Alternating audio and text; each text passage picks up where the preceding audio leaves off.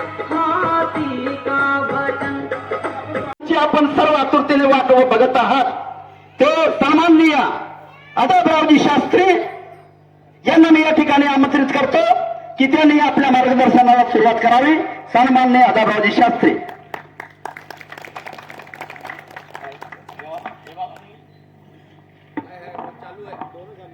आज भंडारा के अंबेडकर वार्ड में बहुजन समाज पार्टी के उम्मीदवार पालकदार जी गजबी इनको विजय बनाने को लेकर एक नुक्कड़ सभा का आयोजन रखा गया है. इस सभा में अपने विचार रखने से पहले जिन संत गुरुओं और महात्माओं के सिद्धांत और आदर्शों को लेकर बहुजन समाज पार्टी का निर्माण किया गया, दुनिया को जिन्होंने शांति का संदेश दिया, महाकारुणिक महात्मा तथागत गौतम बुद्ध, हमारे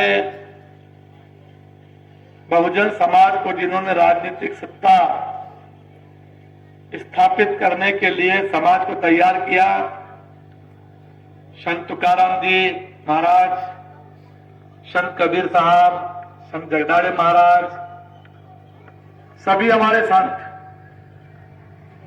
और बहुजन समाज को जिन्होंने राजनीतिक सत्ता का मतलब समझाया, जिन्होंने बहुजनों की सबसे पहले महाराष्ट्र में सत्ता स्थापित की, हमारे छत्रपति शिवाजी महाराज, इस देश के बहुजन समाज को जिन्होंने शिक्षा का द्वार खोला, महात्मा ज्योतिबा फुले, कोल्हापुर रियासत में जिन्होंने अपनी जनता को सबसे पहले आरक्षण दिया, राजा श्री छत्रपति साहू जी महाराज, इन सभी संत गुरु और महात्माओं के आंदोलन को जिन्होंने कानून का रूप दिया, करोड़ों दलित और पिछड़ों के मसीहा, भारतीय संविधान के निर्माता डॉक्टर बाबा साहब अम्बेडकर के पावन चरणों में नमन करता हुआ, जिन्होंने बहुजन समाज पार्टी बनाकर इस देश के बहुजन समाज को राजनीति के प्रति ललक पैदा की, माननीय कांशीराम जी, उत्तर प्रदेश की 4 बार मुख्यमंत्री रही, संसद की शेरनी बहन कुमारी मायावती जी के चरणों में नमन करता हुआ आज हमारे मंच पर उपस्थित हमारे जिले के अध्यक्ष मोटघरे साहब, प्रदेश के हमारे सचिव, बहुत पुराने हमारे कार्यकर्ता दिलीप मोटघरे जी हमारे मंच पर उपस्थित है, आदरणीय घरडे साहब, प्रियापाई सहारे जी, और इस मंच के सामने जो हमारे भंडारा विधानसभा के जो बुद्धिजीवी मतदाता साथी है, जिन्होंने कुर्सी पर आकर बैठने की हिम्मत की है, और जो कुर्सी पर बैठने की हिम्मत नहीं कर रहे, वो दूर दूर खड़े होके सुन रहे हैं. साथियों, चुनाव चल रहे हैं. भंडारा जो जगह है, ये बड़ी ऐतिहासिक जगह है. बाबा साहब अंबेडकर भंडारा से चुनाव जीतकर लोकसभा में जाना चाहते थे 1954 में.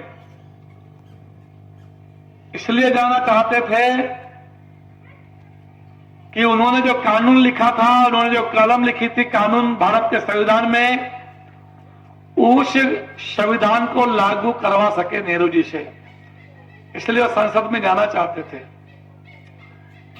लेकिन कांग्रेस को यह मालूम था कि डॉक्टर बाबा साहब अंबेडकर ने संविधान लिखा है, इनको संसद के बाहर ही रखना है. अगर ये संसद में आ गए तो इन्होंने जो कुछ इस कानून की किताब में लिखा है, अपने संसद रहते रहते ये सबके लिए लागू करवा देंगे. इसलिए पुरजोर कोशिश के बावजूद भी बाबा साहब अंबेडकर को रोका गया कि उनको जीतने नहीं देना है. 1954 से लेकर आज तक हम हाथी को जिताने की कोशिश कर रहे हैं. राजू कारमोरे को हमने खड़ा किया था, हाथी जो है नासिक तक पहुंच गया था, लेकिन मुंबई नहीं पहुंच पाया. फिर हमने देवंगना गाड़गुए को खड़ा किया। हमारा जो हाथी है वो विधानसभा के बाहर तक पहुंच गया और दरवाजे में नहीं गया। हम बार बार कोशिश करते हैं कि हमारा हाथी जो है वो बंबई की विधानसभा में चला जाए, तो हम बार बार असफल हो जाते हैं। क्यों असफल हो जाते हैं? हम लोग इसलिए असफल हो जाते हैं क्योंकि जो बहुजन समाज के लोग हैं ये अपने महापुरुषों की कही गई बातों पर यकीन नहीं रखते। उनको यकीन नहीं है इस बात पर। एक तरफ कांग्रेस है, दूसरी तरफ भारतीय जनता पार्टी है, तीसरी तरफ हमारा उम्मीदवार है बालकदास जी गजबी है। कांग्रेस जो पार्टी है आजादी के 78 वर्षों में 54 वर्षों तक इस देश की हुकूमत में कांग्रेस रही है। 47 से लेकर 70 के दौर तक कांग्रेस ही कांग्रेस थी इस देश में। हमारे समाज के लोग वोट देते थे कांग्रेस को, आज भी देते। जब कोई सरकार बन जाती है तो उसकी जवाबदारी संविधान में लिखी गई कानून को लागू करने की होती है। नीलेश भाई ने बताया कि ओबीसी की जनगणना नहीं हुई, कांग्रेस ने नहीं कराया जनगणना। अब सत्ता से बाहर हो गए तो ओबीसी की जनगणना की बात कांग्रेस कर रही है। 54 साल में 10 बार जनगणना कांग्रेस के राज में हुई, ओबीसी की जनगणना नहीं हुई। अनुसूचित जाति के लोग इनको तो बाबा साहब ने मना करके रखा था कि कांग्रेस में मत जाना। किताबें लिख के रखी बाबा साहब अम्बेडकर ने कि मेरे कहीं भूल न जाए मेरे लोग। मेरे संघर्ष और मेरे आंदोलन से जब इनके जीवन में बदलाव आएगा तो जिनके जीवन में बदलाव आएगा ये कम से कम याद रखेंगे इस बात को कि हमारे दादा पुरखे जो है उनका जीवन अच्छा नहीं था। ना अच्छा खाने को भोजन था, ना अच्छा पहनने को कपड़े थे, ना हमको रहने को अच्छा मकान था। मैंने जो पूरे जीवन भर संघर्ष किया है और इस संघर्ष से इनके जीवन में जो बदलाव आएगा तो मेरे संघर्ष को रोकने वाले कौन लोग थे ये मैं लिख के रख देता हूं, ताकि मेरे संघर्ष की वजह से जब इनके जीवन में बदलाव आएगा तो ये लोग मेरे को परेशान करने वाले लोगों से बदला लेंगे या इनके साथ कभी खड़े नहीं होंगे। तो कहीं ये लोग भूल न जाए इस बात को कि बाबा साहब अम्बेडकर ने क्या संघर्ष किया था हमारे लिए। इसलिए उन्होंने किताब लिख के रखी, what Gandhi and Congress have done to the untouchables. Baba Saheb कहते हैं कि गांधी और गांधी की कांग्रेस ने मैंने जो आंदोलन चलाया पूरे जीवन भर उसको कदम कदम पर रोकने का काम जो है ये कांग्रेस पार्टी के लोगों ने किया।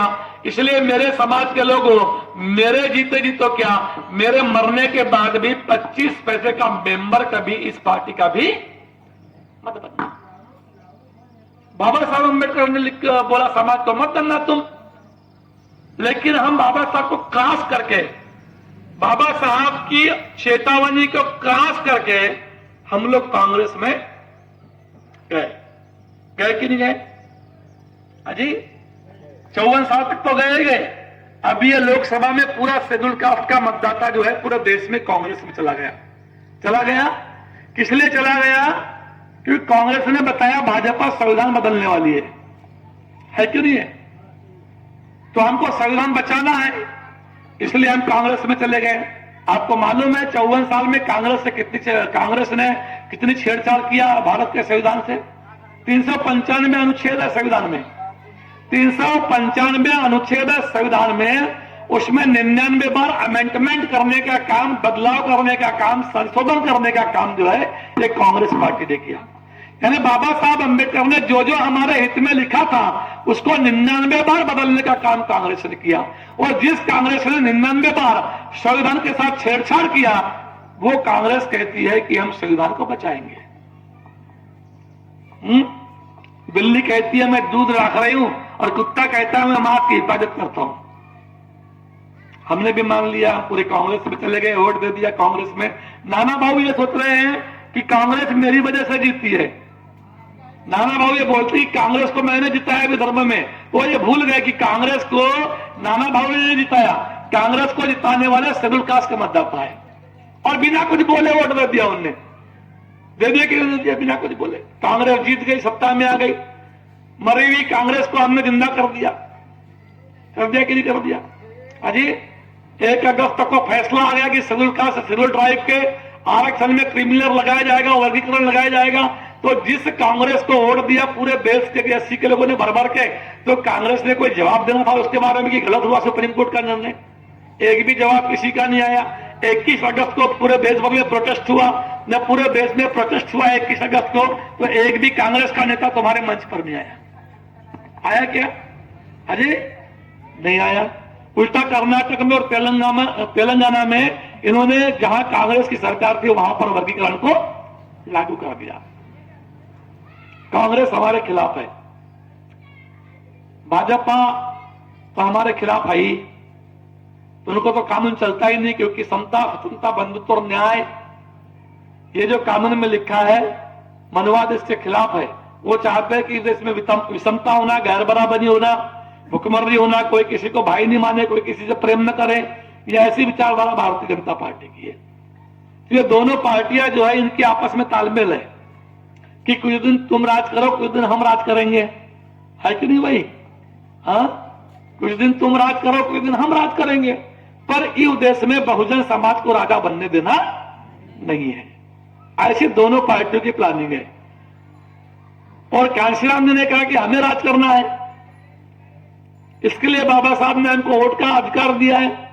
आरपीआई को कांग्रेस ने खत्म किया। अभी बताया हमारे डॉक्टर साहब ने कि आरपीआई को कांग्रेस ने खत्म किया। जब आरपीआई खत्म हुई तो कांशीराम ने बीएसपी बनाई। जब बहुजन समाज पार्टी बनी तो इस पार्टी की सरकार देश के सबसे बड़े सूबे में 4 बार बनी कि नहीं बनी? बहन कुमारी मायावती इस पार्टी की नेता बनी। और जब बहन जी इस पार्टी की नेता बनी तो बहन जी ने क्या किया? यानी बहुजन समाज पार्टी जब सत्ता में आती है तो क्या करती है? कांग्रेस को सत्ता में आप कितने हाल भी लाओगे, वो हमारे महापुरुषों का सम्मान नहीं कर सकती। कर सकती क्या? हाँ, बहन जी सत्ता में आई तो बहन जी ने जो है उत्तर प्रदेश में गौतम बुद्ध नगर नाम का एक जिला बनाया। अजी बनाया कि नहीं बनाया? उत्तर प्रदेश में बहन जी ने गौतम बुद्ध नाम का एक जिला बनाया। महाराष्ट्र में गौतम बुद्ध नगर ऐसा जो है ये महारों के मोहल्ले का नाम रहता है कि नहीं रहता है? अजी कांग्रेस ने कभी गौतम बुद्ध को सम्मान नहीं दिया। गौतम बुद्ध की मां महामाया के नाम पर एक बहन जी ने जिला बनाया। उत्तर प्रदेश में महामाया नगर नाम का भी एक जिला है। उत्तर प्रदेश में श्रावस्ती नाम का एक जिला है। उत्तर प्रदेश में कौशंबी नाम का एक जिला है। उत्तर प्रदेश में भीमनगर नाम का एक जिला है। हम भीमनगर में सभा कर रहे हैं, अम्बेडकर वार्ड में। यहां जहां महार रहते हैं वहां पर भीमनगर नाम रहता है। जैसे तुम्हारे जिले का नाम भंडारा है, ऐसा उत्तर प्रदेश में एक जिले का नाम ही भीमनगर है। बहन कुमारी मायावती जी ने पंचशील नगर नाम का एक नगर बनाया। उत्तर प्रदेश में बहन जी ने वैशाली नगर बनाया। उत्तर प्रदेश में अंबेडकर नगर बनाया। उत्तर प्रदेश में ज्योतिबा फुले नगर बनाया।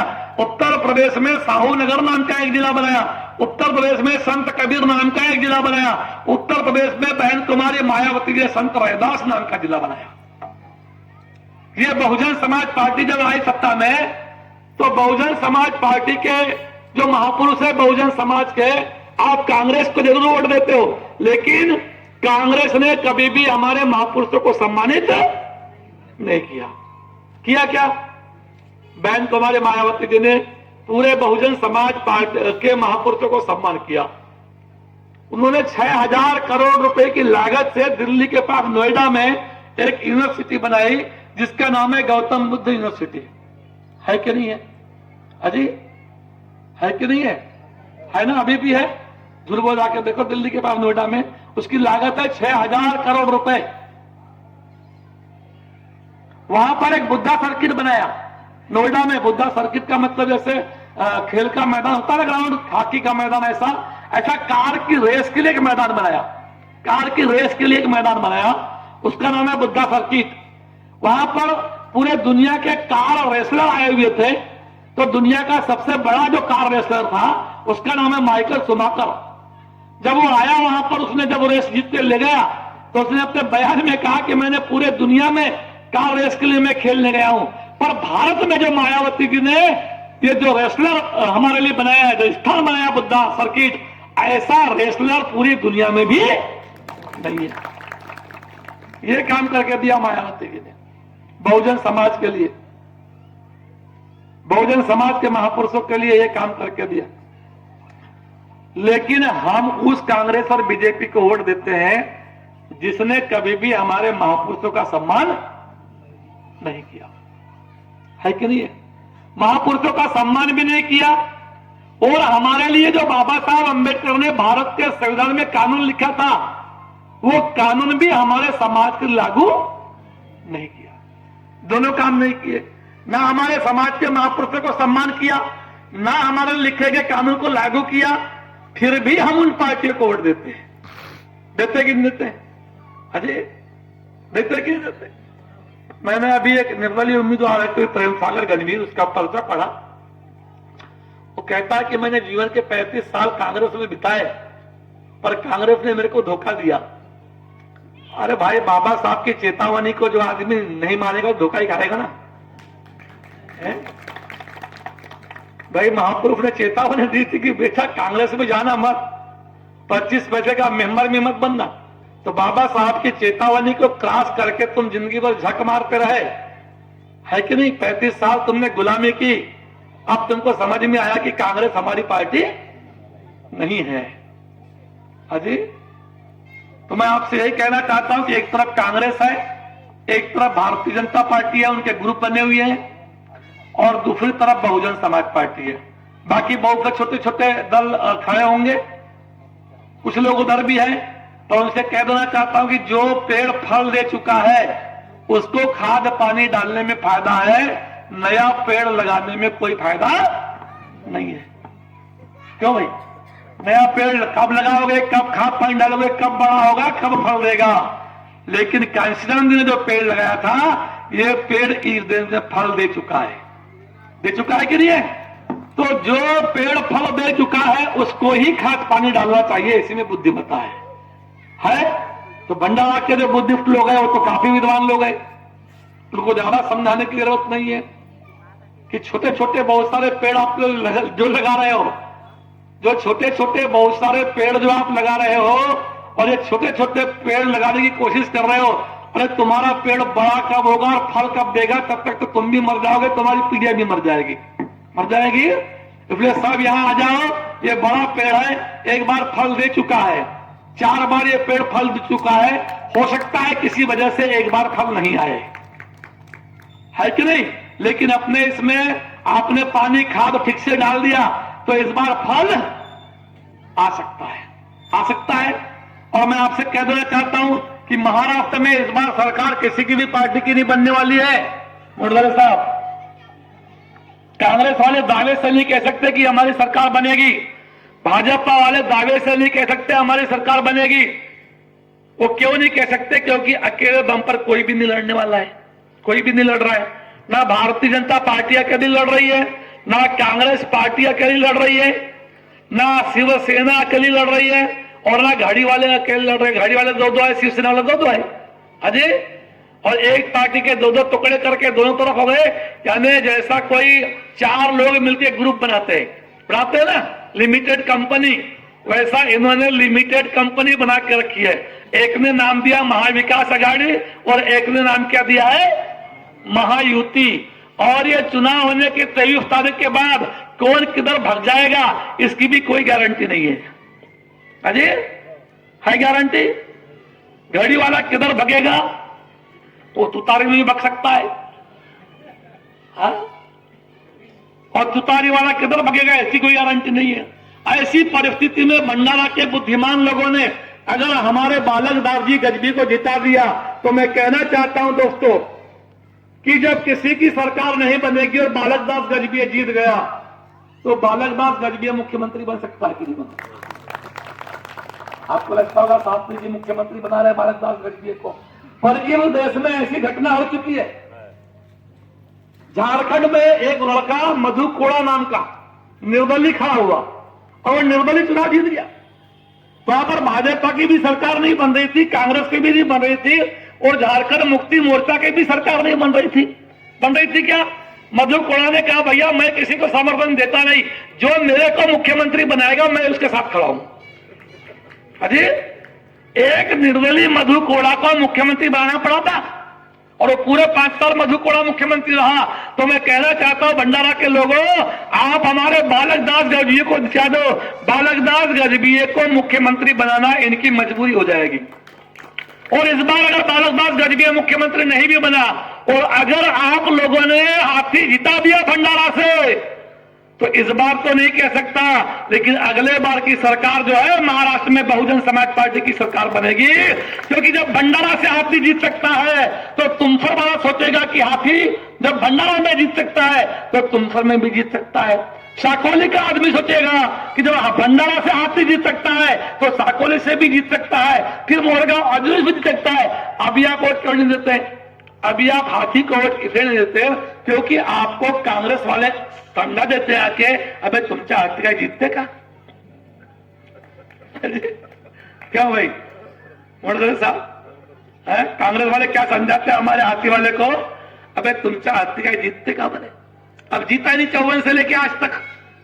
भाई बाबा साहब से लेके आज तक हमारा हाथी जीता ही नहीं, तो हमारे समाज को लगता है सही में नहीं जीत रहा है, तो वो अपना वोट कांग्रेस को तो देता है। लेकिन अपना आपने 1 मिनट की ईमानदारी बाबा साहब अम्बेडकर के लिए 20 तारीख को जब वोट मतदान बूथ पर जाए और वहां पर आपने सोच दिया कि नहीं मैं अम्बेडकर के लिए ईमानदार होना चाहता हूं। अजय हम बाबा साहब के लिए 14 अप्रैल को ईमानदार है नलित भैया? हम बाबा साहब अम्बेडकर के लिए 14 अप्रैल को ईमानदार है, 14 अक्टूबर के लिए हम बाबा साहब अम्बेडकर के लिए ईमानदार है, लेकिन हम वोट के लिए बाबा साहब अम्बेडकर के लिए ईमानदार नहीं है क्या? 14 अप्रैल को हम अम्बेडकरवादी हो जाते हैं, 14 अक्टूबर को हम अम्बेडकरवादी हो जाते हैं और वोट देते समय हम गांधीवादी हो जाते हैं। हो जाते कि नहीं जाते? अजी हो जाते हैं। तो ये जो गांधीवादी हो जाते हैं वोट देने के दिन, उनसे मेरा कहना है कि पूरे 5 साल तक अगर तुम अम्बेडकरवादी रहते हो तो वोट देने के 1 मिनट के लिए भी अम्बेडकरवादी रहो, है कि नहीं? और अगर आपने 1 मिनट के लिए अपनी ईमानदारी को रख दिया तो मैं कहता हूं कि 23 तारीख को रिजल्ट आएगा तो बालक दास गजभिये के अलावा कोई भी नहीं जीत सकता। ईमानदार हो जाओ बाबा साहब अम्बेडकर के लिए। बहुजन समाज पार्टी हमारी अपनी पार्टी है, कांशीराम जी ने बनाई है कि नहीं है? पर हमारे लोग ईमानदार नहीं है। बाबा साहब कहते कांग्रेस में मत जाना, हमारे लोग कांग्रेस में ही जा रहे हैं, बाबा साहब की बातें ही नहीं मान रहे। अजय अरे कहीं तुम भूल मत जाओ, इसलिए किताब लिख के रखी बाबा साहब अम्बेडकर ने कि कहीं तुम भूल मत जाना भैया, इसलिए मैं तुम्हारे लिए किताब लिख के रखता हूं, है कि नहीं? क्योंकि समाज भुलक्कड़ बहुत है, तो उनने कहा किताब ले ले मेरे भाई, पढ़ते रहना इसको। अगर तेरा मन कभी कांग्रेस में जाने का हो पढ़ते रहना है इस किताब को। हम बाबा साहब अम्बेडकर को क्रॉस करके गए और इसलिए जो क्रॉस करके गए सब जल के खत्म हो गए कि नहीं हो गए? प्रेम गद्दी भी उसमें एक है कि नहीं है? तुम बाबा साहब की बात मानते ही नहीं हो। अब कहते हो तू कांग्रेस खराब है, तो अभी तुमको 35 साल बाद समझ में आया कांग्रेस खराब है। बाबा साहब अम्बेडकर हमने पहले कह दिया भाई खराब पार्टी, इसमें मत जाना मेरे समाज के लोगों। अजी भाजपा हमारी है नहीं, सेना हमारी है नहीं, कांग्रेस हमारी है नहीं, इसलिए हमारे कांशीराम जी ने बहुजन समाज पार्टी हमारे लिए बनाई है। 1 मिनट की ईमानदारी अगर इस पार्टी के लिए हो जाए तो मैं कहना चाहता हूं हाथी के अलावा कोई भी नहीं जीत सकता, है कि नहीं है? बस आप लोग मेहनत करो, प्रयास करो, सभी हमारे कार्यकर्ता लोग मेहनत करें, प्रयास करें। बड़ा राजनीतिक गणित है यहां पर।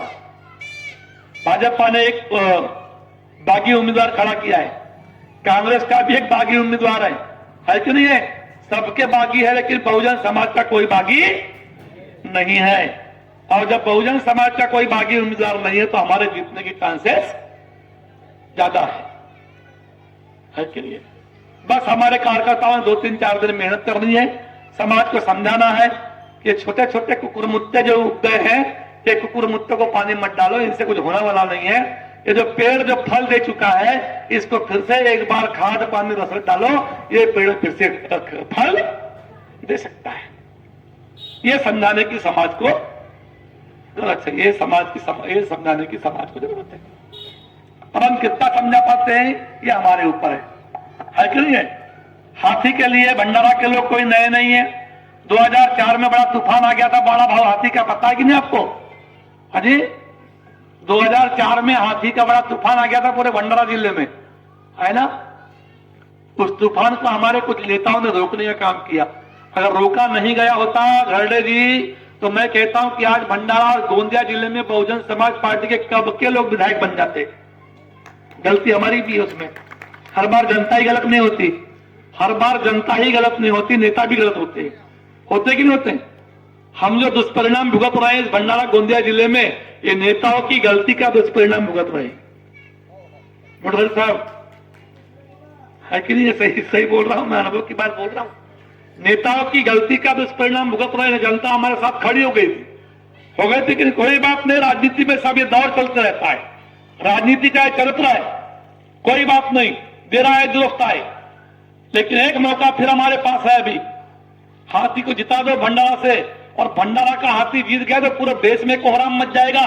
क्योंकि भंडारा जो है साधारण जिला नहीं है, ये भंडारा पूरे इतिहास में प्रसिद्ध जिला है कि इस जिले में बाबा साहब आंबेडकर हाथी से लड़े थे। सौभाग्यशाली व्यक्ति होगा जो हाथी से पहली बार यहां जीतेगा। भंडारा में जो भी व्यक्ति हाथी से पहली बार जीत जाएगा वो व्यक्ति सौभाग्यशाली होगा, उसका इतिहास होगा, और पूरी दुनिया के लोग देखने आएंगे कौन व्यक्ति है कि जो बाबा साहब आंबेडकर यहां हार गए थे, उसको इतने वर्षों के बाद उस हाथी को किसने जिता दिया, है कि नहीं? ये इतिहास लिखने का मौका भंडारा के लोगों के पास मिला है। मैं अपील करना चाहता हूं, चूंकि ये चुनावी सभा है, उसके बाद और मिलेंगे। अभी मेरे लाखांदुर में सभा आगे 2-3 सभा साकोली में रखी गई है। मैं आपसे रजा लेता हूं, यही निवेदन करता हूं कि आने वाली तारीख 20 को मतदान केंद्र पर जाकर आप बहुजन समाज पार्टी के हाथी के सामने वाले बटन दबाकर हमारे बाले बाग जी गजबिए इनको प्रचंड बहुमतों से विजय करें। धन्यवाद। जय भीम, जय भारत।